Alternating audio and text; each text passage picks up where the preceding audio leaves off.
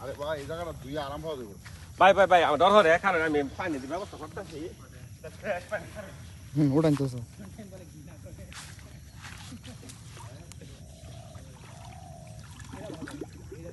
তোমরা ভিডিও করতেছো না?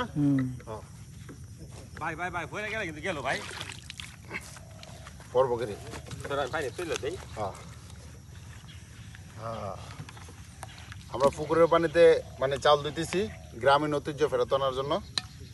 আসলে এটা বাঙালির এক সময় একটা মানে ঐতিহ্য ছিল।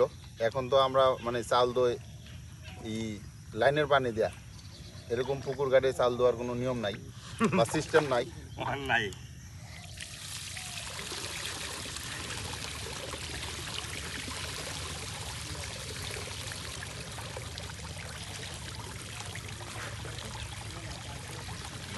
আমরা কিন্তু বাসায় রান্না করে খাই না, বুঝছেন?